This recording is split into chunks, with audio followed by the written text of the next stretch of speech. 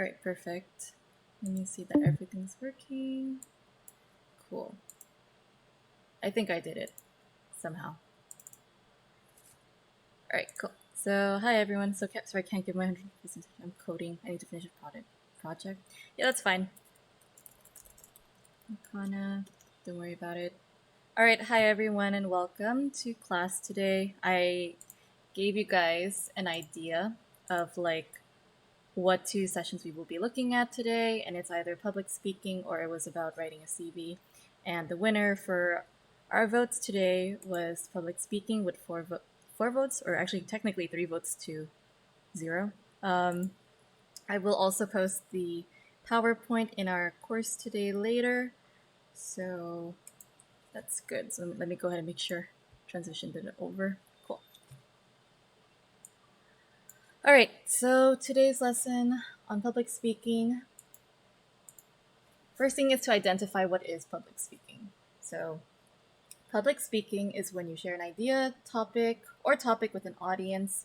Um, so basically, it's just basically you're giving an idea to someone who's listening to you is the general overview. It can be a huge audience of people, or it can be like, it can also be determined when you're talking to two people, like your friends, for example. Not a lot of people would identify that as public speaking because when you think public, you think of numbers. So, like a general overview of these people here who are listening to you. But technically, it does count when you're talking to friends, like two of them, more than one person. They're considered still the public audience.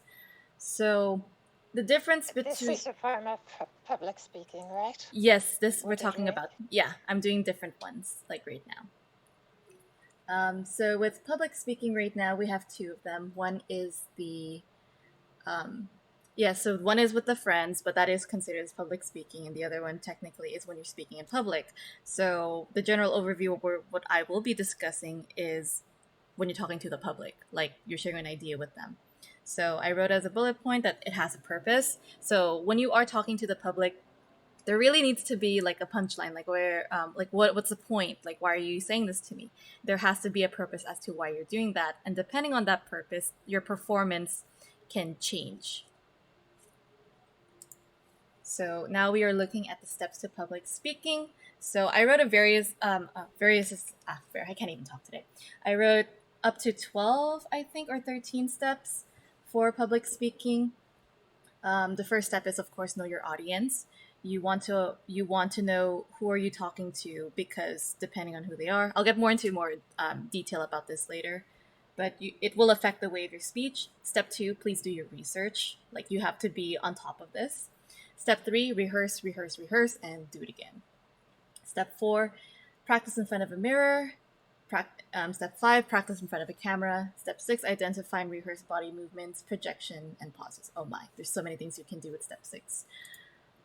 Step 7, practice in front of people you are comfortable with. Step 8, practice in front of people you are uncomfortable with. Step 9, practice with distractions. Step 10, get familiarized with the environment. So as if you're already there, technically. Step 11, sound checks. And step 12, take a deep breath, and good luck.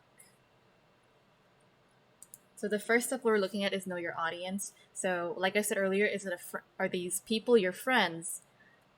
Is it friends? Is it family? Is it colleagues? So who is your audience technically? So like I said, depending on who it is, the formality of your speech can change. So if it is for friends and family, you can definitely see that your speech will be a little bit more toned down. It'll be more relaxed. It's more an informal approach.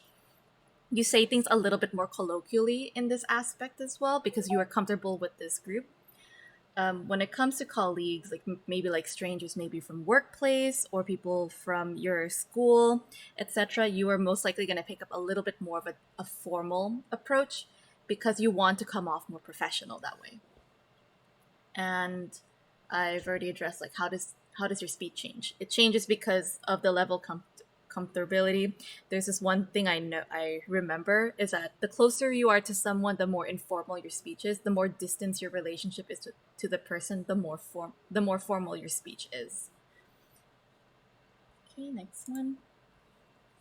I feel like I'm gonna go through this very very quickly. So research, find your topic. So this one is very crucial. When after you identify who your audience is, it's also important to know what is your assignment, what is the topic you are going to be looking into, and of course, you need to research really well that you know that you're technically the expert of this topic, so that if people ask you questions, you have the answers for them. So you want to be prepared, so you know how to answer the questions. That's the point of researching. On top of that, you need to research for ethos, pathos, and logos. So if you have never heard of these words before, ethos, pathos, and logos are basically the support of your research or argument. A lot of the times, you would find ethos, pathos, and logos when you are trying to argue for a topic or you're trying to persuade people to something. Ethos is basically your status. It says like how reliable is the person that you are referencing or where you're getting this from. So ethos is basically showing proof that this is a reliable and validated support and example that you're using in your paper. So an example would be, let's say if you are a doctorate student and or actually you know a doctorate student and this is their case study that they've been studying for like 10 years. So technically if you reference them, that would be counted as ethos because you're referencing someone who is a master or like someone who's very well educated with this field of information and it's factual at that point. Pathos is your emotional message. So basically, when you are incorporating anything pathos, you want to invoke some sort of emotion. So one of the best examples of pathos is, have you guys watched these advertisement of poor children on the street that are starving and they have this song, like this really sad song in the background? If you recognize that, that's pathos. So it's supposed to invoke this emotion out of you that it makes you want to do something because of how it relates to you or how it affects how you feel towards something, etc. And then finally, logos is your factual. This is where you would find a lot of the data. So, like when you say percentage, when you say like a certain number, logos is basically that. So, there's like a given statistics provided. And then finally, for your research, prepare your documents or cue cards. I will probably readdress this again later into the steps because it's important for you to have something well prepared while when you're speaking, and in case you forget a point or two, you can look down and use your cue cards. As of right now, I know like in elections in the United States right now, everyone's using a document for their speeches, and that's technically okay. But what I would say is between these two, it looks a little bit more professional to see that you have cue cards, or maybe your best one, don't even have them at all, and you have everything memorized. I do have a friend who has spoken on what is that speaking network? My brain just totally farted just now. TEDx. Yes, TEDx. Thank you, Dr. Diana. Yes, TEDx. So my TED Talk is where she went. She told me of her firsthand experience is they really drill you to know your research, and the videos that you watch from TED Talk is really, really like it's edited so well. It looks almost as if the person is seamlessly talking and she never stops. My friend explained to me that there were times that she had to pause and TED Talk had to cut that out, and then that was okay because you wanted to show that there was a flow and that they wanted this image of their speakers being a professional at knowing what to talk about. And my friend told me it was really intense because you really had to know what you were saying. It got to the point as if you are reading a script for a movie. So, in most cases, that like if you're gonna go for a TED Talk, that's one of the most extreme application of doing public speaking because you really need to know what you're saying, and you also have a time frame that really limits you, that you really have to know what you're saying and fill in your information as possible accurately, most likely in your verbatimly, just to meet that time frame. So yeah, your research really needs to really needs to be performed well so that it's executed well on the day of the performance. Next. So next one, rehearse, rehearse, rehearse, and do it again. So bottom line, you want to rehearse as much as you can. Don't do last minutes. And I learned this from college because when I took my public speaking course, they told me that it really does show in your performance how well you perform, how well you rehearse, and how well you don't. Because number one, your confidence is the giveaway. Like, how well do you know your speech? Um, do you know when you pause when you say this? Like, I keep forgetting words right now. Like when you pause and you say something, and it's always when you say like as whatever. So it's all of these phrases that you use in between and you stretch it out. So for me personally, I had to identify my own tone, etc. And as you can, like, for me, I can tell for a fact that I like to stretch my words. So like, an example is when I said and. When I did that, that's an example of that. So you want to cut that down as much as you can. You want to practice until you have, I'd say, like, there was no really facts or statistics that told me 70%, but my that's what I give as my opinion. Practice until you have at least 70% memorized. That's what I think, because you don't want to do 50%, whereas you kind of waste the other 50% not knowing and scrambling to remember what you said. Um, you want to memorize at least 70% of what you're talking about, so you don't waste time, number one. And number two, you look more professional when you look down at your cue cards, for example, if you prepare that or a document on stage. So it's better you look down and say, oh, there's my keynote, that this is what I'm talking about next, and then go back and continue your speech. So do you normal people are able to memorize all that? Like I said, it depends. Like my friend, her experience with TED Talk, she had to memorize everything. Like there was no punches, there was no pulls. They weren't really relaxed with you if you forget. They really drill it into you. You have to memorize what you say. But when it comes to public speaking in other cases, they recommend that you do your best and memorize as much as you can, so that you're not wasting time. Yeah. So if you can't memorize 10% of anything, then that's going to be a problem for your public speaking. That's why they keep saying you have to rehearse as much as you can. So as soon as you memorize your speech, you're ready for the next part, right? So basically, again, rehearsal. The point of this approach is that you want to memorize at least 70% of what you're talking about, and you have your cue cards to catch your fall if you forget words. You want to know your topic extremely well, like the back of your hand, and you are building your confidence by yourself. So the next slide, I combine all the other steps. I know there's one interrupter in the middle, but you'll see what I mean. So practice in front of or with X. So I put this because I put different options here. This could also be used as like I guess you can call it the escalator idea, where you first start in front of a mirror. The mirror is one thing. Like I've done a lot of practice rehearsals in front of a mirror, but the best one in my opinion is the camera. When you record yourself, etc. So with the mirror, it's rehearsal. You get to see yourself, how you're holding the paper, how you look. Is your confidence there? Your eyes, are they looking at your own eyes, or are you looking elsewhere? Is your eyes, are looking at the top of the roof? Is it looking to the side, or are you looking straight at a person's eyes, right? Also, a tip for that: if you don't want to look at someone's eyes, look at their forehead, or or basically the top of their the middle of their eyebrows. I usually look there when I'm nervous, and that's okay because it looks like you're looking at them, so it passes. Um, but the mirror is lacking mainly because you're so concentrated on your performance and how you're saying the words, you're not catching your subconscious behavior, which is what makes the camera and recording videos a huge advantage. In my community college, when I did public speaking, my teacher recorded each and every one of us during our public speaking, and then he provided feedback. He told us what was our habits. He provided feedback on the way we spoke, the way we performed, um, and he would also give us the video of us. And I wish I could share it with you, but that video got deleted, and it would have been such a fun experience just to show you guys how did I perform in 2015 compared to now. And it was really good too, because as you can see, the more you record yourself, the more you can actually see yourself become more confident. The first time that you could record yourself in the camera, you kind of pick up your subconscious behavior.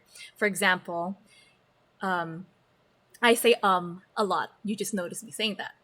I'm very aware of this because of that first video that I had a long time ago. I say a lot. I say and. I say like. I say that a lot. So these are all the little phrases that you would say, and you'd catch yourself doing that. And that's something you don't catch when you are performing. Why? Because you're so focused on what you're doing with the task, you're not paying attention to the behaviors that's filling in between those two lines. And oftentimes the teacher explains that people are so uncomfortable with silence, they have to fill it in with a visual, I mean not a visual, an auditory sound. That's why people say and or like a lot, because they're just not comfortable with silence. And my teacher told me, get comfortable with silence. It's okay. It's okay to be silent for a couple of seconds. And then another thing with the camera is you pick up your gesticulations, your body movements, how you perform your hands. We'll get more into that on the next slide or two. Next is you want to perform in front of the people you know. So other than performing in front of a mirror and a camera, which is by yourself and you're criticizing yourself, now you are performing in front of an audience. But these are people you are most comfortable with. And with this, you kind of feel their support, which is very good, but it can also be a backlash, because the people who care about you the most, they tend to be the most critical with your performance. So it'd be better to, technically it's up to the person whether you want to go with someone that you're comfortable with or people that you don't know. So it's up to you.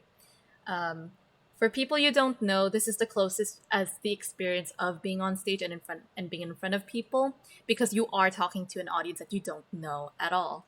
But in this case, these people are technically less critical, as far as I recall. And then finally, you want to practice in front of, like in an area, not in front of, you want to practice with distraction. So if you get to a point where you feel comfortable talking to people, you're comfortable and you recognize your subconscious behaviors, then you want to challenge yourself to distractions, because trust me, when you are going to an environment where you are going to do public speaking, there will be a lot of distractions, and you don't want those distractive cues to throw you off your message. Like for example, if you are so focused on your paper and suddenly a baby cries, a phone goes off, someone screams in the crowd, that's going to pull you out of your it's going to pull you completely out of your focus. You're like, okay, what the hell was I going to say next? So in that case, you want to practice in a distracting area. So some people say play music, turn on the TV, do your speech even though all of these are all on and stuff, or even do it like if you feel comfortable. And if you want to challenge yourself, go to a bustling place, like go to the mall or something, and then say your speech to your friend. And it's just like maybe one or two friends, and like this is like a mini public speaking event. So just two friends are listening, but you're in a mall that's very proactive with distractions everywhere. You want to put yourself in that environment so you are more focused on your speech rather than being outside. I mean, like rather than getting sidetracked easily by everything that's going on.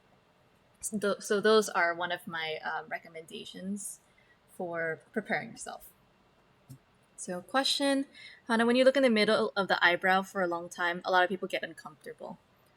So to explain that to you, in public speaking, you don't look at one person the entire time. So what I'm saying by looking at someone's forehead, that means, or not forehead, in between their eyebrows, it doesn't look like you're looking between them, because you're not making your eyes cross-eyed, obviously. You're not looking at one person the entire time, if that's what you're thinking, Makana. Because I think the rule of thumb that my teacher told me was look at the person you're talking to for 3 to 5 seconds, then look at someone else. Because if you stare at them for too long, that's like, it's getting intense. It's like it makes someone feel so uncomfortable. Like, why are you staring at me, So you just want to look there and then look to another person. By doing that, the audience can think they're actually looking at your eyes, but then it's very brief and then they look elsewhere, So that's one of the tips my teacher told me. All right. Identify and rehearse body movements, projections, pauses. Oh my. So first, identify your body movements. So like I mentioned before, this is often captured when you record yourself in a video. What you do with your hands, they can either be something that has a purpose, or it's a distraction. So of course I posted a picture of Trump. Does that look like it has purpose, or is that distraction to you? Right? So that means body movement is very important. You don't want to flip your hands everywhere. So Trump is a very good example of a very gesticulative speaker. He moves his hands every time he talks. Does it have purpose? Not all the time. Maybe he might just be doing it just because maybe it's a trending theme now and it's a meme about him, or I don't know what other purpose is why he's doing that other than it is distracting at this point. Um, what's also interesting to point out is kind of, in a way, it's kind of like what the hell, why did you use that as an example? So one of the best public speaker has to be, unfortunately I have to say this, it's Hitler. He's actually one of the best well-known public speakers, only because this guy, according to a lot of documentaries, he does he does record himself in front of a mirror. He gets very intense, the way he says things. And then when people look at the video recordings of how Hitler performed his speech, he's excellent at it. His public speaking is so good. That's why Germany just fell for his views, etc. Because the way he portrayed and executed how his message should be was that well, you know? And unfortunately, it was for a bad cause. But yeah, so it's a waste of a really good talent that he had. And yes, so that's what I would say um, about public speaking and your performance. So the next point is project your voice when you emphasize. So this is kind of like singing. So if any of you guys are a singer, you know when you sing softly, you talk louder, or you sing louder, you sing slowly, you sing fast. All of these things they do conduct some sort of like um, emotions, you know, when singing does it. But for speaking and public speaking, it's used as an emphasis for something. When people emphasize something slowly, it means pay close attention to it. When people repeat themselves, it's emphasizing again more of the importance of that word, so it sticks more to you. So you as a listener is like, so he's talking slowly in speech. That must be so big because that word is like probably the only word that is said slowly, but everything else was spoken very quickly, you know? So using that kind of method does work with the audience. Same with the way you emphasize a word, like for example, and I hate this example, but I still think it's meme and stuff. When Trump says China, when he says that, it's like, what the hell did you just say? Like, it does stick to you too. You're just like you pronounce it wrong. First of all, two, it's like why do you say it in that manner or fashion? But the thing is, the execution of using that word in general, it already worked, which means it stuck to you as a listener because of that emphasis method that he used, right? So if you do something similar like that to a word that you're using, it will stick to the listener. Um, Now, finally, pause is probably one of the most difficult things a public speaker will face. It's knowing how to become comfortable with the silence. You know, you might, like I mentioned earlier, a lot of people do not feel comfortable staying silent for a long occasion, especially when all eyes are on you. So that's why they like to fill it in with an auditory cue that's usually either stressing a word longer than it's supposed to be needed. They use filler words like um, uh, and like, so all of those filler words there.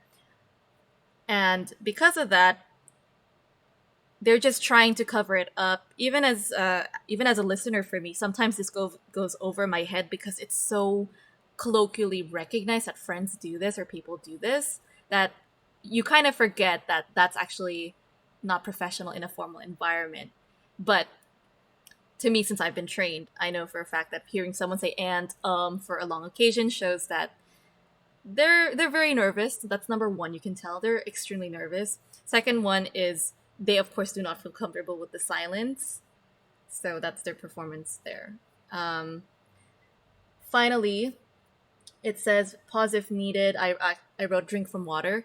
So this one is a really cool performance that my teacher told me about, and he told me one of the best ways to show that you need time for yourself to think is drink water.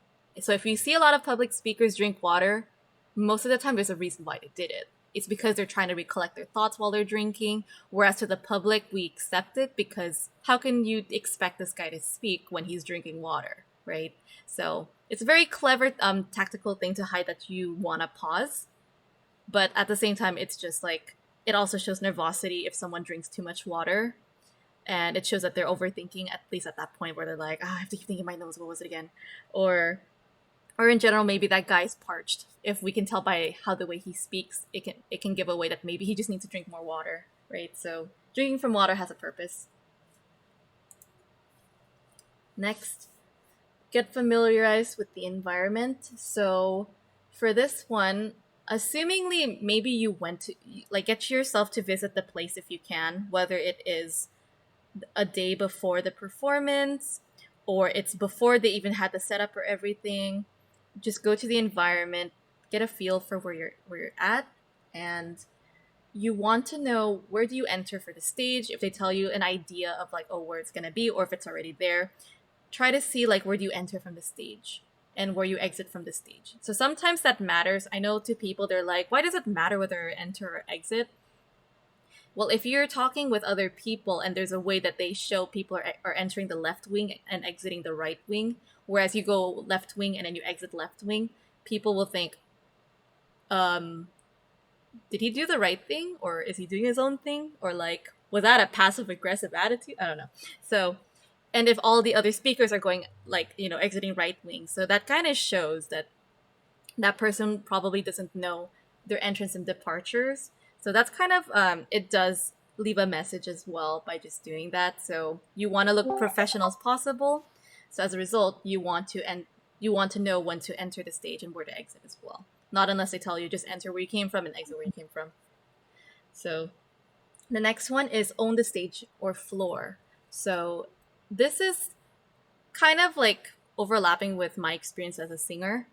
When you perform and when you're a public speaker, you want to walk, please walk. Because in case you have nervosity or like anxiety building up, by walking, you're putting some energy on your feet and you're using the whole stage. By doing this, you are, of course, your anxiety is going through, is spending its energy on you walking. Number two, when you're walking, it also shows there's some sort of like cool demeanor about you, like you're so relaxed. You're so relaxed to the point that you can talk to someone. And by the way, when you're talking on stage and you're acting, it's as if you were directing this message even more towards this person or towards this crowd, etc. So it feels a little bit more personalized in that way versus someone standing behind a microphone and not doing anything. Of course, the exception is if you do have someone who has a microphone, like, hooked up to where I can't even remember the name of it anymore. I'm so tired. The table, and it's like those elections, and they have like a microphone hooked up to it. Of course, you probably don't want to walk over around the stage because the microphone's not with you. So I would only say own the stage if you have a microphone hooked up on you, and that's okay. So as you can tell, you can find all of these things about a person owning the stage floor is if you watched videos about people who released new phones, for example, you notice these people who are sharing this. They're often walking around the stage and giving their message that way. And then finally, this one kind of goes back to preparation as well, but I wrote it here just in case. Research the environment for visual exercise and build mental confidence. So if you can visualize yourself in this environment, knowing that this is where you're going to speak, this is the idea of how many people are going to be watching you, etc., it also helps you prepare better with your confidence and how your performance is going to play out later. I think this is the second to last one. So this one is sound checks. So this one is crucial because you want to make sure that all of the equipment that's provided for you will be working. So often they do have a lot of sound checks. Technically, as a speaker, you don't have to worry about it if this is a big event. Usually the people who provided the equipment will check everything for you and make sure everything's working smoothly. If there are problems, they're the ones who are going to fix it, So there's been times where, a microphone blows or the speaker, what is it called? Yeah, the speakers just don't work. People will go on stage and help fix that problem, etc. So you don't really have to worry too much about this. But if you are the one who are providing the material, so let's say you are the one hosting a lecture, you're the one bringing the microphone, and you also provided the speaker. You want to make this as a mandatory sound check for yourself because you are the only one who's responsible for handling any of the issues that happen. So if you don't check beforehand and you do your speech and suddenly you realize, uh-oh, the microphone's not working, or the speaker is broken and you don't know how to fix it, then you've completely wasted about 20 to 30 minutes of your speaking time trying to fix something. And you don't want to do that because it wastes everyone's time, especially you and especially your listeners. Bring batteries. Yeah, bring batteries if it's like if the material, what is it, if the equipment calls for it and it has a battery slot, then yeah, please bring batteries if that's the case. It's a good point because I was thinking about having like, I don't know, those Bluetooth microphones and then you can hook it up to a stereo. We're so into this technological world where it's like I've totally forgot batteries existed. um and then finally, the last point, take a deep breath and good luck. So this is the day of your performance. It's your turn to do your public speaking. So a lot of my coaches, when I did like singing or public speaking, they always tell me, remember to breathe before you go up, because if you don't breathe and you're on stage, you can choke and, like choke as in like not physically, but choke as in you don't know what to say, you don't know how to respond, you can't even remember anything you like studied and rehearsed for the past months. So make sure you breathe, just breathe. Even when you go on stage, I tell myself before I sing, before I speak, take a deep breath, then begin. This one was actually pretty cool. I don't know if it's applicable to speaking, public speaking, but it applied to me really well when I was singing. Um, what's really important is my coaches told me, remember the first word. That's all. Remember the first word, remember the next word, remember the next word after that, remember the first sentence, and then after that, everything else will flow out. So this is really important to know the first word because oftentimes when you have rehearsed so many times with your public speaking speech, that your words have a tendency to connect to each other. So if you know this is the word, then I know my next connection's this, then my next connection's that. So this helps at the beginning, especially just to get over choking, like for your first, like for your first speech or whatever, first performance. Usually, memorizing the first word or or the sentence, it'll help you get over the choking, or just choking in general. Then finally, have your materials prepared on cue cards or a document. A lot of people tell me like a lot of public performances rely on cue cards more than documents, so it's more attractive to have something small and in your hand, and it's better if you use bullet points too when you have your cue cards, so at least you know your main ideas and what you're doing to support them. Try not to write a whole document or essay about what you're gonna say because we're not here for a document, right? So you want to be at a point where you know your message so well, you don't really need a document, so you can rely on bullet points and you already know what you're gonna say next, etc.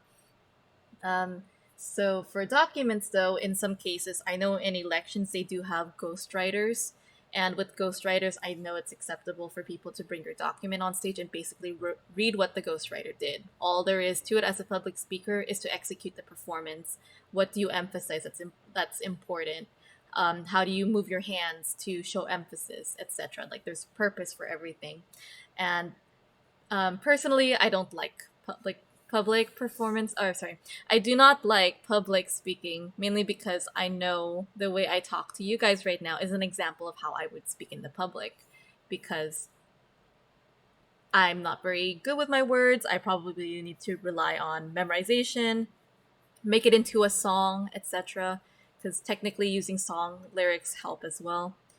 And I But think that, did you practice for this lecture? yeah, it's a good practice. Like if you want to memorize your speech, like let's say, I think for my assignment when I did mine, it was a 5 minute speech. So everyone had 5 minutes to perform their thing, and it was a topic of their interest, etc. Record yourself, post it, etc., and then you can have a teacher and educator to check out your thing. I think that would be a fun exercise if people want to do that. But yeah, that's kind of like your entrance into a public speaking experience, although everything's mainly online at this point.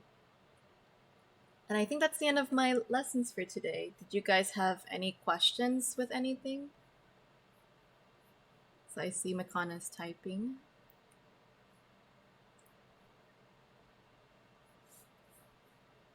Well, topics. Well, I just don't like to talk at all. I understand. It's just talking is really important in a professional field, so it is at this point very mandatory that you know how to do it. So for me, for example, since I'm a teacher, public speaking is really important to me because I am teaching kids, I am teaching adults, I'm teaching English learners, etc. So I really need to know my craft when I'm teaching so that when you guys have questions, I can provide answers and etc. Any other questions? And then I see Makana still typing.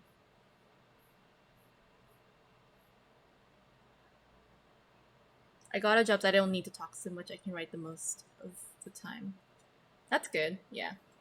So some jobs you don't have to have public speaking. So what were you gonna say, Diana? But when you have to get a new job, you have a job interview, and that's public speaking. Yep, that is public speaking. Because, well, technically, yeah, it is. It's just one-on-one interview, but it does count as public speaking. Like, even think about the fact, like, if you apply for Apple or Starbucks, they do multiple interviews. So you are paired into a group of 5 people, and you are talking to at least 1 or 2 recruiters, and that is considered as public speaking because you're not just talking to the recruiters, you're also presenting yourself in front of your competitors who are also going for the same job. I don't need interviews too. I'm so blessed. Yes. Okay. I would say, Makana, you're lucky if that's the case for now. But in the future, don't rely on that idea that you'll never have the opportunity to have a public speaking event because you will. There will always be a time for everyone on that. So it's better to be prepared and safe than sorry, I would say. But Not preparing for success, indirectly you're preparing for failure. yeah, basically. And for you, if you do it last minute too, and let's say you say, I'm gonna go ad lib on this, you better be a really good ad libber. You better be really good. Where I got this information, like as a review for myself, and I added more points to it. Where did I find the link? I'll provide it here. Whoops. I got most of these ideas from Ink. That sounded like a Samsung phone. That was my phone. So Samsung? Yep, Galaxy. So I can put a Me too. reference. Yeah. So I'll just put it here. That's it. So I got most of the topic points from here. I incorporated more stuff like the camera and etc. But you can find more details on this link about public speaking, etc. And I think that's about it. Yeah. Let me see. I got 2 messages. How would you rate this source in terms of credibility? Like I would go MLA format or APA to be honest. But at the moment I'm just so lazy. I just post a link there and etc. But yeah. No, not how would you cite it. Oh, how would? Is it a good source? Oh, you mean like what source can you identify for public speaking? Is what you're saying? No, the source of your information. What is it? Are you referring to the accuracy of the information, how reliable they are, how true they are? Yeah, like, is it a peer-reviewed academic paper? No, is it a website? It's a website journal. It's an online journal entry. So it's not meant as a research, as like I said. It's just this was collected from a journal that I got online, and like you can see, 20 of the main point views overlap with some of the ideas I posted on here, and I added more, or like congested more, cut some out, etc. It's just an online journal. Okay. So it's just for people if they want to look at it and be like, okay, I want to see like a quick read of this, because I know academic papers can take a long time, and basically this presentation isn't about exploring or analyzing public speaking. It's more of how to do the performance. So journals was the best approach for this. And also, personal opinions probably of other people that did it. So Yeah. Like it's also yeah, so which is nice too because if you want to do more research about other ideas, I definitely recommend googling it because it's better to hear things as like how did they perform it. Everyone is different after all, so the way you execute your public speaking or how you prepare for it, it's different for a person. So for me, it's like I'm combining both my experience as a public speaker in my community college course and me singing as a performer. So I just combine both that experiences along with this journal article, and this is the product of that. So let me see. Makana said, "I know. I'm just thankful that I'm blessed on this, but I'm not so bad at speaking. I'm just tedious for them and for me. I see." Awesome. Any other questions for anyone? So I just put the reference here just so people can read the article. The web, not the article. They can read the journal. So it's just a journal for everyone. Any other questions, guys? Or we're good. Cool. So if there's no more questions, then I just want to say thank you to everyone that came to class today. And yeah, and we thank you for the class. thank you for coming too, because I understand everyone's busy. We will definitely come around. So addressing what Happy said again with classes or morning teaching, we do have three new Yeah. teachers. Yeah, two new teachers. Sorry. So in So what I was total, trying to yeah, so what I was trying to point out is because you're a California time zone when it is afternoon or night for you, everybody asleep between you and Brazil because we have a mhm, lot of Brazilian people or uh, north of Africa or Europe. It's mhm, too much. right. So the It's 5 a.m. in Europe. I know for right now for me in 15 minutes gonna be 7 in the morning, but that's not a problem. But if we'll be in the morning, then it will be afternoon or nighttime for me, and I will be fine. And also for Brazil or Argentina, it will be